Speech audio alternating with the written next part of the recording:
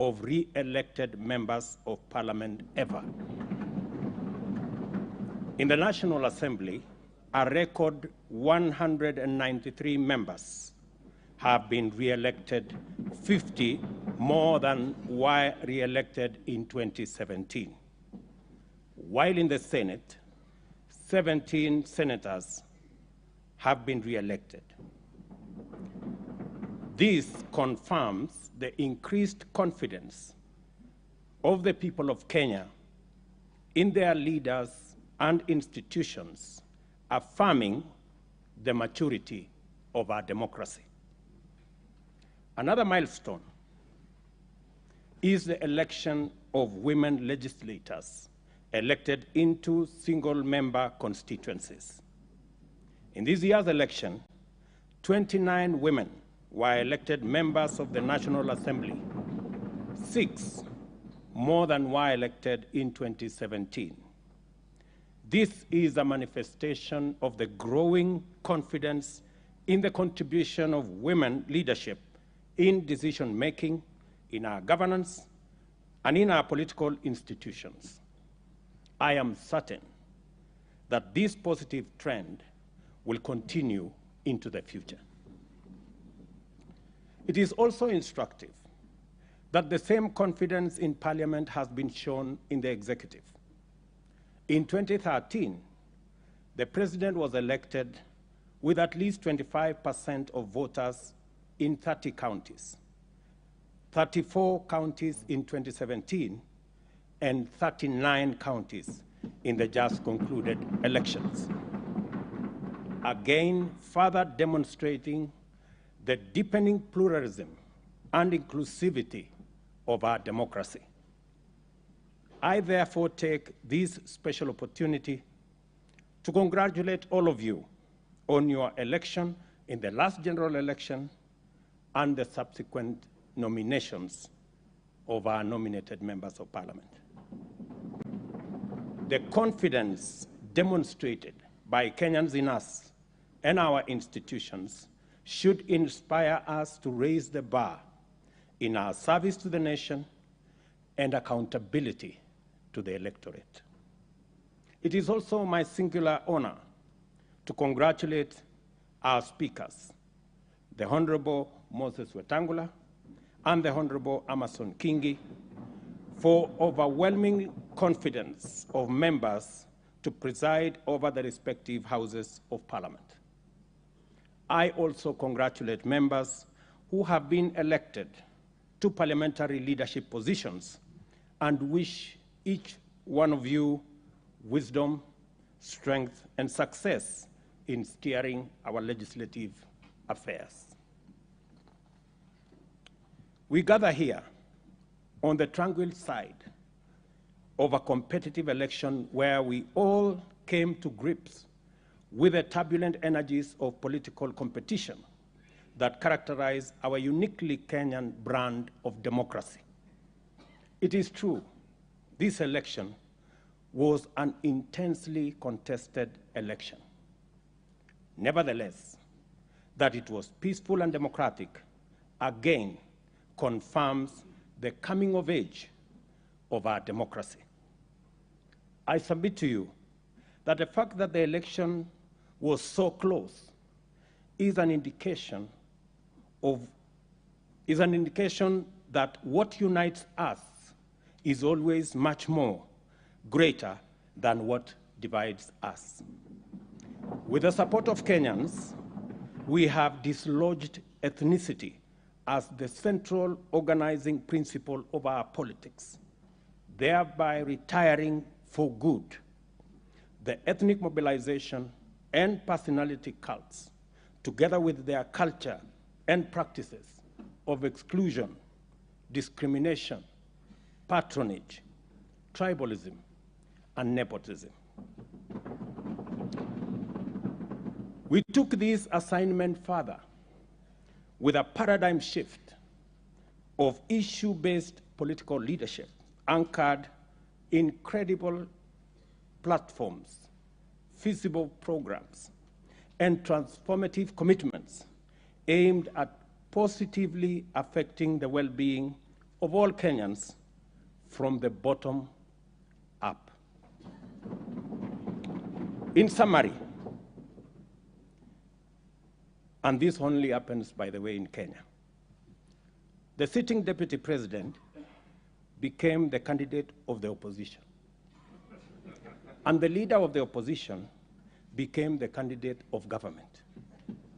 And as things would be, the opposition candidate won the election and became president. And the president became the leader of the opposition party. That's the beauty of our democracy. And it only happens in Kenya.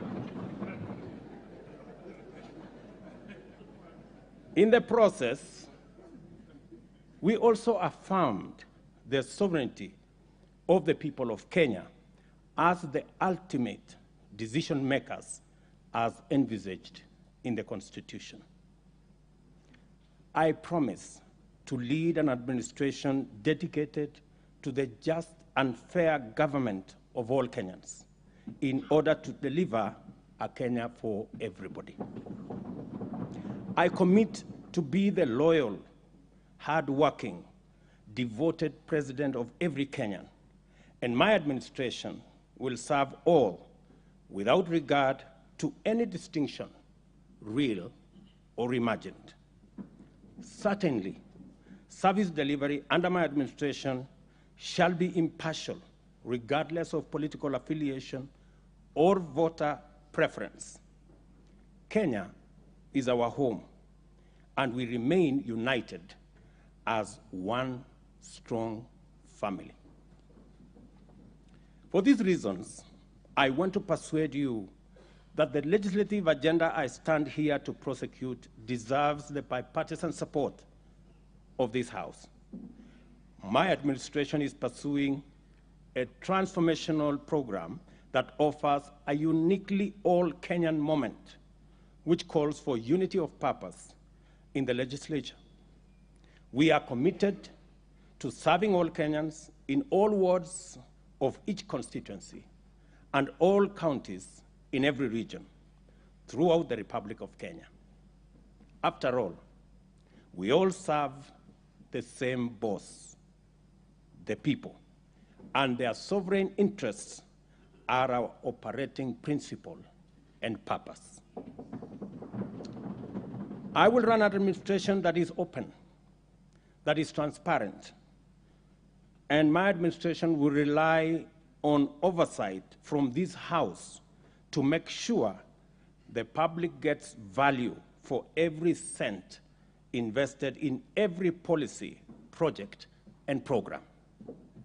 Consequently, I ask Parliament to consider a mechanism in the standing orders to facilitate cabinet secretaries to articulate government agenda, explain policy, and answer questions on the floor of the House to enhance executive accountability to the people of Kenya through their elected representatives.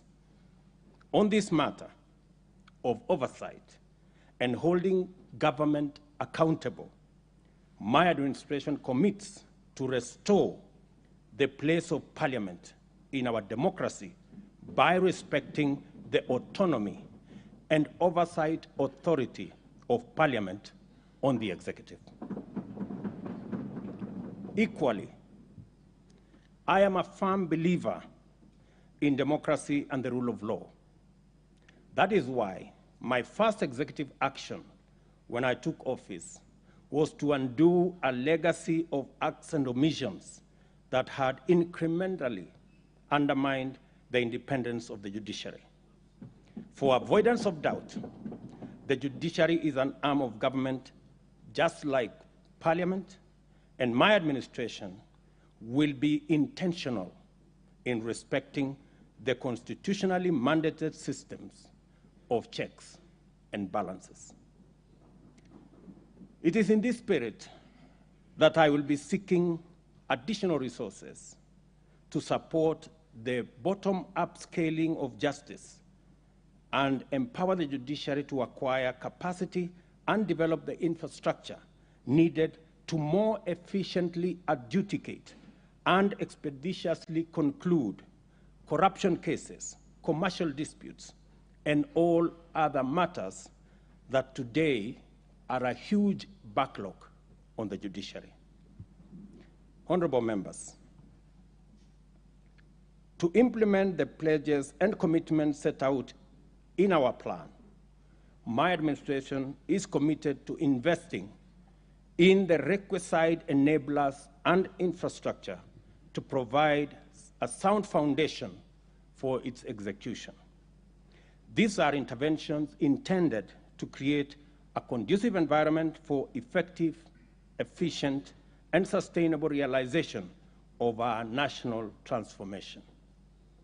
We are on a mission to dramatically scale up productivity in agriculture and make sure that every Kenyan farmer, fisherman, and pastoralist contributes to sustainable economic growth by contributing to adequate and affordable food, generating greater incomes, and producing the raw materials required by the agro-industrial and manufacturing value chains.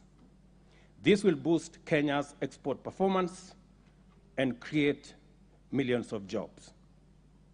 Consequently, we have been deliberate in our efforts to restore sanity and introduce greater responsibility in the management of public resources.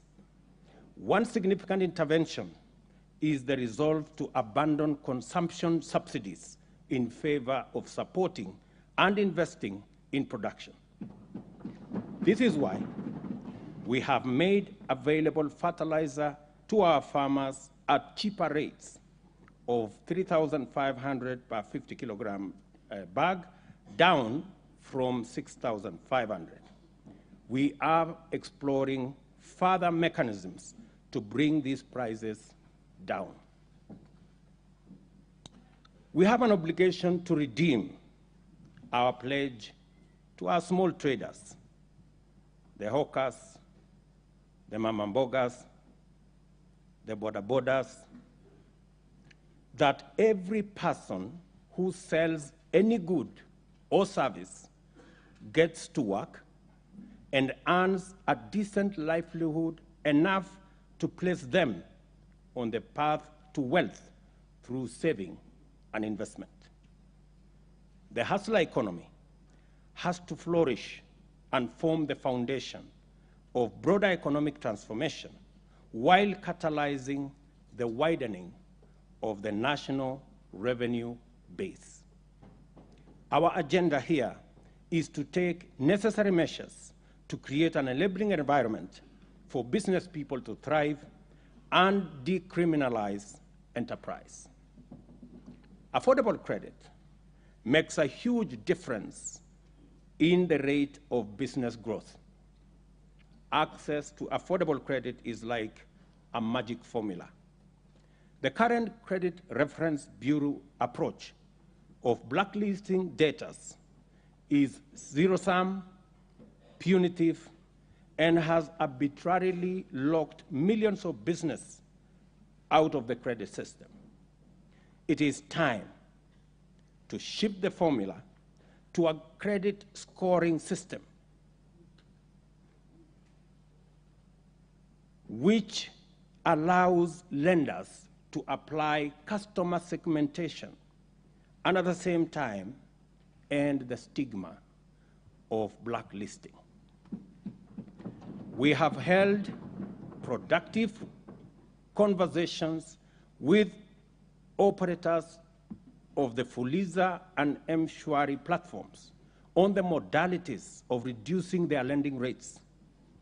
I am happy to report today that yesterday, our engagement finally culminated in undertaking by the platform operators to reduce the cost of credit by 50%, and this is a significant step towards unlocking billions of shillings needed to spur economic activity by once again expanding financial inclusion. My administration will allocate resources every year to the Hustler Fund, from which micro, small, and medium enterprises can access affordable credit to start and expand their businesses. I promised yesterday that we will leverage on technology in the management and disbursement of these funds. And shortly, we will be bringing to this House the legislation and the regulatory framework to operationalize this fund. There is tremendous opportunity for this House to fully take up its role in resolving the systemic issues of limit to access affordable homes and affordable financing. This administration will unlock housing for the nation by doing a couple of interventions. Number one, we will work on the provision of land for affordable housing, both public and private. And number two, we will provide access to affordable and stable financing for those engaged in social, affordable housing across the country. These two measures will allow us to undertake mass housing production and thereby shape our approach to urban development and spatial planning, which, unlike before, will deliver sustainable and inclusive human settlement. I also wish to express our intention to bring to this House legislative proposals to provide a framework for a housing offtake plan, which will create incentives for developers to invest more money into our housing strategy and on the strength of guaranteed offtake of completed units. To actualize the enabling infrastructure, we intend to take the following steps. A public-private partnership funding framework is envisaged for large capital projects. In order to achieve our target of raising access to water from the current 60% to 80%, Kenya shillings 500 billion is required. Government can provide this gradually, but the private sector can mobilize it all at once. We will thus adopt a public-private partnership framework by entering into water purchase agreements with investors. I have already instructed the PPP unit at Treasury to work on the regulations that will facilitate the mechanism like we have in our energy sector for investors to work with us on a formula under a water purchase agreement instrument. This way, we will achieve water for all in less than a decade. Concerning electricity, we shall facilitate the development of innovative and effective modalities to provide better off-grid systems, including enabling consumers to form small cooperatives for that purpose. And in health, we are bound by duty to take measures to make universal health coverage a reality and liberate Kenyans and their families from the threat of harrowing poverty that stalks them every time a family member falls seriously ill. In our plan, and through your support, we will restructure our primary health system so that we put more resources into promotive, preventive, and early diagnosis. A key driver of this realization is the National Health Insurance Fund, whose restructuring is not only necessary for efficiency, but also enables it become a fit-for-purpose social insurance scheme that caters for all, including those suffering from chronic diseases. Digital technology has become a critical player in economic growth. We will capitalize on existing technology and innovation in the public and private sector to distribute the Hustler Fund as promised in our plan. I call upon financial institutions and our young people in innovation to participate in the digital economy by redesigning their products to serve the goal of empowering millions armed with grand ideas and are only waiting for the funds to finance their dreams to reality. Honorable speakers, honorable members, I have news, and it is not very good news. Our financial situation is not very good. For Kenya to grow to an upper income country, we need to invest at least 25% of our GDP.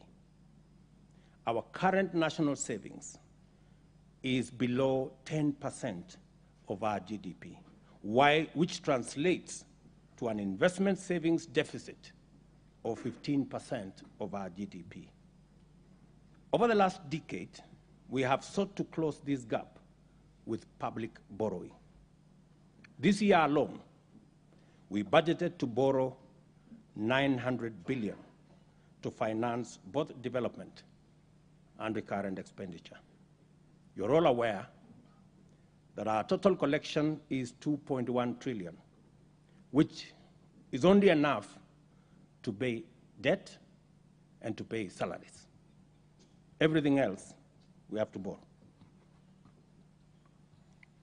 The government, members, should never borrow to finance recurrent expenditure. It is not right, it is not prudent, it is not sustainable, it is simply wrong. We must bring ourselves and our country to sanity. Over the next 3 years, we must reverse this and go back to the situation where government contributes to the national saving efforts by keeping recurrent expenditure below revenue. To this end, I have instructed Treasury to work with ministries to find at least 300 billion shillings in this year's budget so that we can remove it, because the market cannot sustain the kind of borrowing we are doing as government. Next year, we will bring it further down so that by the third year, we have a recurrent budget surplus. This we must do, members, because it is the right thing for us to do. On the revenue side, I am committed and determined to ensure that our tax system is responsive to the needs of the economy. It must be equitable, efficient, and customer-friendly. The economic principle of equitable taxation requires that the tax burden reflects ability to pay. This is best achieved by a hierarchy that taxes wealth, then consumption, then incomes, and lastly trade, in that order of preference, so that those who are wealthy and have the capacity to pay should pay more, and those at the bottom of the pyramid should pay what is proportional. This is best achieved by our tax regime that is different from our current tax system, which falls way far short of this. We are overtaxing trade and under-taxing wealth. We will be proposing tax measures that begin to move us in the right direction. We will also work with the Kenya Revenue Authority on a culture change to make it a people-friendly, customer-centric organization. I am of the view that we should rename it the Kenya Revenue Service in line with the proposed transformation. The very large government borrowing requirements has also undermined the business sector contribution to national savings and investment efforts. These measures outlined above will also address the problem of government crowding out the private sector from the credit market. It will encourage banks to go back to lending to businesses and also bring down interest rates so that the private sector can also contribute to reducing the savings investment deficit. In many countries, social security, and particularly pension systems, contributes significantly to the national savings. Our current social security infrastructure, both public, that is the NSSF, and private, only cater for people in formal employment, thereby excluding the vast majority of working Kenyans. There is no retired Kenyan today who is living on their NSSF retirement benefits. The meager current contribution of Kenya shillings 200 a month adds up to 72,000 over 30 years. There is no rate of return on earth that can grow this into an adequate pension. I mean, we just have to be honest with ourselves. You cannot pretend that you are saving by saving 200 shillings. And it happens across board.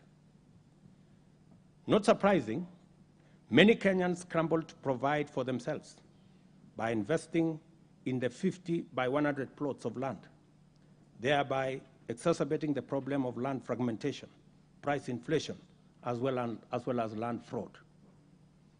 We intend to overhaul our social security infrastructure to make it inclusive, to encourage those excluded to save. I will be proposing a national savings drive to encourage those in the informal sector to set up their retirement savings plan. For every 2 shillings saved in the scheme, up to a maximum of 6,000 a year, the government will contribute a shilling for every 2 shillings saved by the private sector. Meaning that every Kenyan who will save 6,000 a year, the government of Kenya will give them 3,000 shillings. As part of the response to the ongoing drought, we have embarked on distribution of relief supplies to 3.5 million Kenyans who are affected by drought in 23 arid and semi-arid counties. The ultimate solution to the drought cycle in our country is mitigation of climate change and its adverse effects. We must act urgently to keep global heating levels below 1.5 degrees centigrade, help those in need, promote the use of renewable energy, and thus end addiction to fossil fuels. Honorable members, I know the contribution to the National Government Constituency Development Fund has made in making life better for our citizens. Having served in Parliament for 15 years, before and after the establishment of the national government CDF, I know the difference it makes is monumental. I believe there is a way CDF can be aligned to the tenets of the Constitution. In this regard, I also hasten to add that both houses should also be adequately resourced for oversight duties. With regard to the Senate and its constitutional mandate, I believe the two houses should work together to set up the Senate Oversight Fund. This will be used to provide oversight of the millions of resources that are sent to counties. Honorable members, the people of Kenya rightly expect much of us. We have our work cut out. This is our chance to achieve real change by working together to make Kenya a land of equal opportunity for all, where every Kenyan is proud to call home. Let us all play our part in the service of our employers, the people of Kenya. I will be making other statements going into the future. I will make my statement today short. May the good Lord bless you, and God bless the great people of Kenya. Thank you.